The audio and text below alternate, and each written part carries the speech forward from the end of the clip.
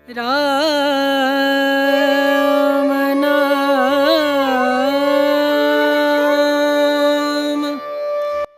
பண்டிகை இதனுடைய சிறப்பு தாத்பரியம் பார்க்க போகிறோம். காதலில் வெற்றி அடையணும்னு நினைக்கிறவங்களுக்கும், காதலில் ஜெயிக்கிறவங்களுக்கும், அதே போல் இல்லத்திலே கணவன் மனைவிகள் அந்யோன்யமாக ஒற்றுமையாக வாழணும்னு நினைக்கிறவங்களுக்கும், தன் கணவன் யாரோ ஒரு பெண்ணோட தொடர்பு இருக்கு, தன்னுடைய மனைவி வேறு யாருடன் தொடர்பு கொண்டு இருக்கிறார்கள், இப்படின்னு கஷ்டப்படுறவங்களுக்கான ஒரு சிறந்த ஒரு தினம்தான் இந்த ஹோலி பண்டிகை. இந்த ஹோலி பண்டிகை வட இந்தியர்களுக்கு மட்டும் அப்படின்றது கிடையாது. அவர்கள் இதை மிக சிறப்பாக கொண்டாடுகிறார்கள். ஆனால் உலகத்தில் இருக்கின்ற அத்தனை இந்து மத வழிபாட்டில் இருக்கவங்க அனைவருக்குமே இந்த ஹோலி பண்டிகை ஒரு சிறந்த நாள், உகந்த நாள்.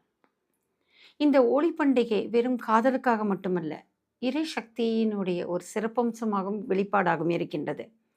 தீமையை அழித்து நன்மையை தருகின்ற ஒரு அம்சமாக தான் இந்த ஹோலி பண்டிகை இருக்கின்றது.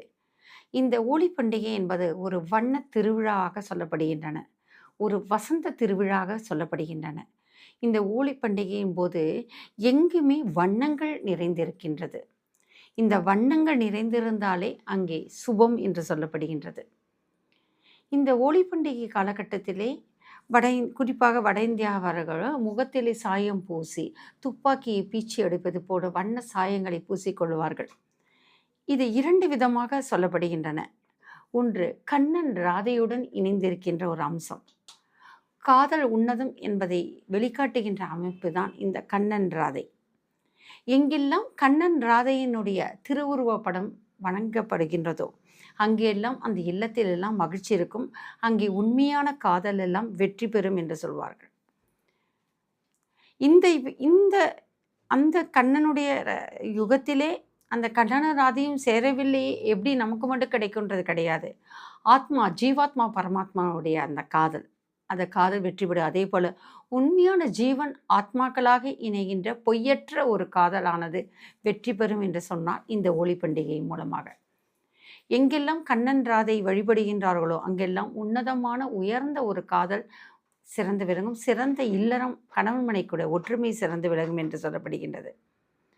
சிறு குழந்தையாக இருக்கின்றதை பூதகியை வதம் செய்கின்ற காலகட்டத்தை பூதகியினுடைய அந்த கொங்கையிலிருந்து அந்த பாலை குடித்து அந்த விஷமாக மாறி அவருடைய உடல் மாறுகின்ற நேரத்தில், நான் இந்த மாதிரி கோலத்தில் இருக்கின்றனே, என்னோட வண்ணம் மாறிவிட்டதே, என்ன செய்வது, அப்போ ராதாக்கு என்னை பிடிக்குமா அப்படின்னு அந்த ஆசைப்படுகின்ற நேரத்தில், வருத்தப்படுகின்ற நேரத்தில் அந்த ராதையினுடைய தாயார் ராதை கிட்ட அந்த வண்ண சாயங்கள் கொடுத்து எல்லாருக்குமே அந்த நீல வண்ணத்தை பூசி, அங்கே அந்த கண்ணனுக்கு அந்த குழந்தைக்கு அந்த வேதனையோ அந்த குழந்தையாக இருந்தாலும் அதுக்கு ஒரு மாறுபாடு இருக்கும்ல, அது தெரியக்கூடாது என்பதற்காக இந்த விளையாட்டாக கண்ணன் ராதா விளையாட்டாக ஆரம்பித்தது தான் அந்த சாயம் பூசுகின்ற அந்த சாயத்தை அது தெளிக்கின்ற ஒரு தன்மையாகவும் புராண ரீதியாக மரபு வழியாக வட இந்தியர்கள் கருத்திலே சொல்லப்படுவது உண்டு.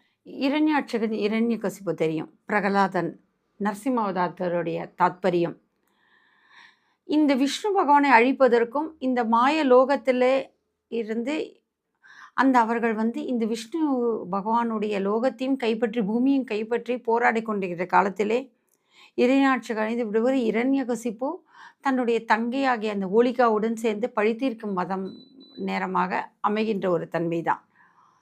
பிரகலாதனை அழிக்கணும் அப்படின்னா அந்த ஹோலிகா என்ற அந்த அரக்கி, அந்த ஹோலிகா நெருப்பின் மூலமாக அழிக்கின்ற குணம் பொருந்தியவள். அதால் என்ன செய்வாங்க, இரண்யகசிப்பு ஹோலிகாவிடம் இந்த பிரகலாதனை கொடுத்து அதன் மூலமாக தீக்கிரையாக்கி இறை சக்தியை விஷ்ணுவினுடைய ஆற்றலை அழிக்க வேண்டும் என்று நினைக்கின்றதுக்காக முதல் நாளிலே, இந்த ஹோலி பண்டிகை முதல் நாளிலே இதே போல் தீ மூட்டுவார்கள். தீய சக்தி ஹோலிகா இரண்யகசிப்புவோட தீய சக்தி அழிவதாகவும் பிரகலாதன் மூலமாக நரசிம்மர் தோன்றி நன்மை வருவதாகவும் ஒரு ஐதீகம். அதன் காரணமாக ஹோலி பண்டிகைக்கு முன்பாக இந்த தீ இட்டு அந்த ஹோலிகாவை வதம் செய்கின்ற ஒரு தன்மையும் கொண்டாடப்படுகின்றன. அந்த காலகட்டத்திலே இந்த நெருப்பினுடைய தேவதையாக நெருப்பிலே ஆக்கிரமிக்கூடிய வன்மை பொருந்தியவளாக இருக்க ஹோலிகாவும் இரண்யகசிப்பும் அந்த ஹோலிகாவை அழிக்கின்ற தீய சக்தியை நெருப்பியே தீக்கிரையாக்குகின்ற ஒரு தன்மை பொருந்திய விஷ்ணுவினுடைய அந்த மாயையானது அங்கே வெளிப்படுகின்றது. பெருமாளுடைய அந்த தெய்வ சக்தியான நிகழ்வு நிகழ்கின்றது. பிரகலாதன் காப்பாற்றப்படுகிறார். அதே போல இந்த உலகிலே தீய சக்தியிலிருந்து ஆற்றலிலிருந்து நம்மை மீட்டெடுக்க வேண்டும் என்ற எண்ணத்திலே ஹோலி பண்டிகைக்கு முதலாக இந்த தீயிட்டு அந்த வழிபாடு நடத்துகின்ற அந்த தீமையிலிருந்து நன்மை வருகின்ற அந்த வழிபாடும் முதல் நாள் நடக்கின்றது. அதற்கு அடுத்த நாளாக தீமையிலிருந்து விலகி நன்மை பெறுகின்ற ஒரு அம்சமாக வண்ணமயமாக வசந்த திருவிழாவாக இந்த ஹோலி பண்டிகையை வண்ண சாயமிட்டு கொண்டாடுவார்கள். பால் சம்பந்தப்பட்ட இனிப்பு பொருள்களை எல்லாம் கொடுத்து அந்த பலவிதமான வண்ணங்களிலே எப்படி விளையாடி அந்த சாயம் பூசி மகிழ்கின்றார்களோ அதே போல் பல வகையான இனிப்பு பண்டங்களை எல்லாம் கொடுத்து வழிபடுகின்ற வழக்கம் உண்டு. இந்த ஹோலி பண்டிகை நேரத்திலே உயர்ந்த ஜாதி, தாழ்ந்த ஜாதி, ஏழை, பணக்காரர்கள் எந்த வித்தியாசத்தையும் பார்க்க மாட்டார்கள்.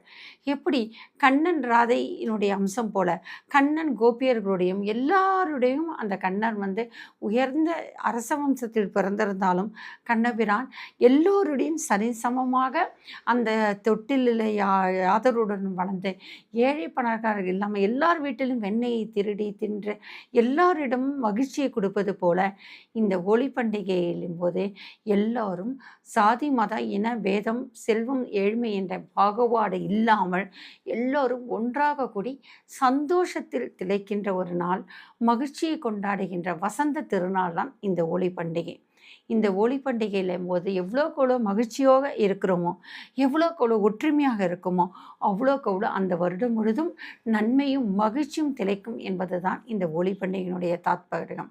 அதுபோல் காதலிலே வருத்தமுற்றவர்கள், ஒருதலை காதலிலே தவித்தவர்கள், காதலால் ஏமாற்றப்பட்டவர்கள், காதலாலே உயிரை இழந்தவர்கள், அதால் வருத்தம் இருக்கவங்களுக்கெல்லாம் அந்த வேதனை என்றும் தீக்கிரியை நீக்கி ஒரு மகிழ்ச்சியை தருகின்ற மீண்டும் ஒரு உன்னதமான ஒரு திருமண வாழ்க்கைக்கு உண்டான ஒரு வழித்தடத்தை காட்டுகின்ற ஒரு நல்ல நாள் இந்த ஹோலி திருநாள். கண்ணன் ராதையை போல மனமொத்த தம்பதிகளாக அந்த கண்ணன் ராதை ஜீவாத்மா பரமாத்மா எப்படி இணைந்திருக்கின்றதோ அதே போல அந்த கணவன் மனைவியும் ஜீவாத்மா பரமாத்மா இணைந்திருப்பது போன்று ஈருயிர் ஓருடலாக இணைந்து ஒற்றுமையான வாழ்வதற்கான ஒரு அம்சமும் இந்த ஹோலி பண்டிகை. அதே போல பிரிந்திருக்கின்ற கணவன் மனைவியை வேறு முறையற்ற தொடர்புகின்ற கணவன் மனைவியை மீட்டு தருகின்ற ஒற்றுமையும் அந்யோன்யமும் தருகின்ற ஒரு தன்மைதான் இந்த ஹோலி பண்டிகை. இது காதலர் ஒரு திருவிழாக சொல்லப்படுகின்றன.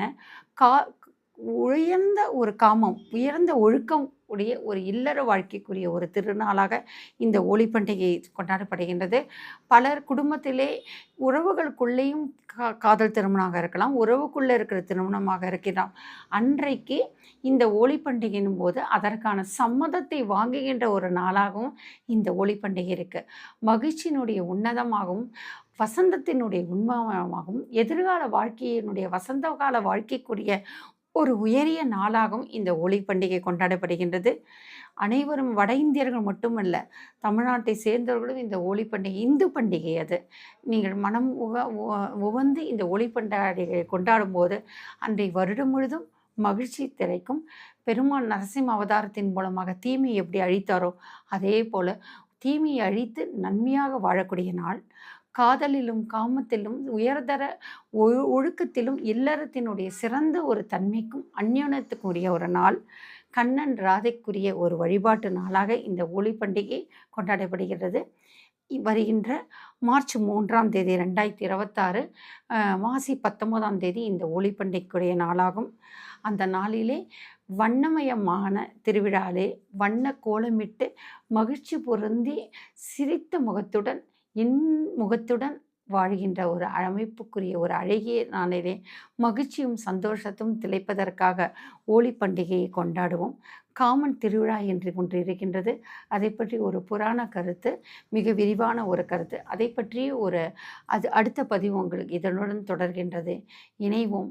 ஹோலி பண்டிகைகள் வசந்த திருவிழா மகிழ்ச்சியுடன் வாழ்வோம்.